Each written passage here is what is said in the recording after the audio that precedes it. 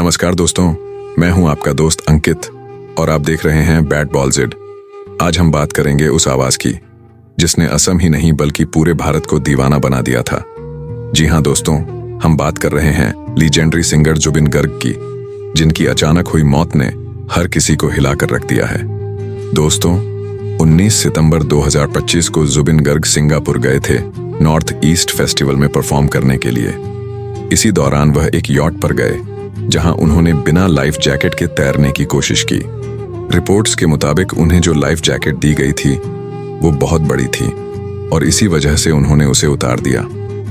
थोड़ी देर बाद वह पानी में बेहोशी की हालत में मिले। तुरंत उन्हें अस्पताल ले जाया गया, लेकिन अफसोस डॉक्टर उन्हें बचा नहीं सके। उनकी मौत के बाद पूरे असम में गहरा शोक फैल गया। राज्य सरकार ने 3 दिनों का राजकीय शोक घोषित कर दिया। उनके शरीर को गुवाहाटी लाया गया, जहां हजारों की भीड़ उमड़ पड़ी। सड़कों पर लोग फूल लेकर खड़े थे, गमछा और गमौसा पहनकर उन्हें श्रद्धांजलि दे रहे थे।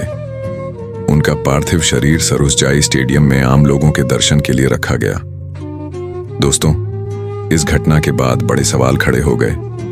आखिर इतनी बड़ी लापरवाही कैसे हो गई?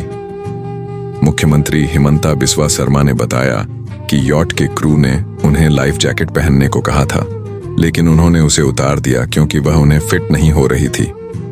शुरुआती रिपोर्ट्स में कहा गया कि यह स्कूबा डाइविंग हादसा था, लेकिन बाद में साफ हुआ कि जुबिन गर्ग सिर्फ तैर रहे थे।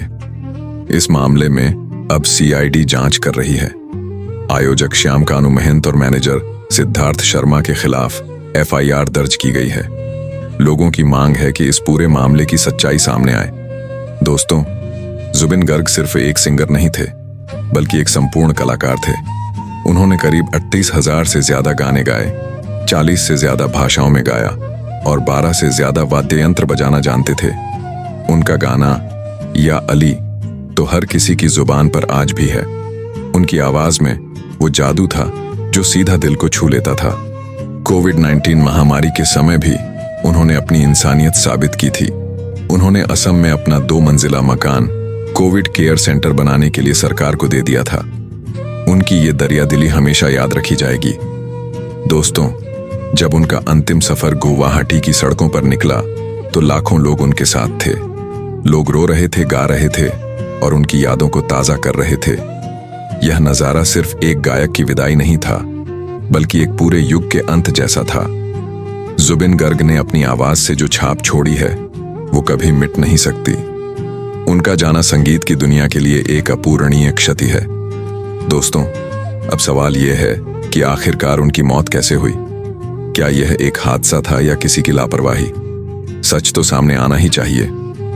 दोस्तों, जुबिन गर्ग आज हमारे बीच नहीं है, लेकिन उनकी आवाज, उनके गाने और उनकी यादें हमेशा हमारे साथ रहेंगी। अगर आप भी मानते हैं कि जुबिन गर्ग ने सिर्फ असम ही नहीं बल्कि पूरे देश को अपनी आवाज से गौरवान्वित किया है, तो इस वीडियो को लाइक करें और बैट बॉल जेड चैनल को सब्सक्राइब करना बिल्कुल ना भूलें।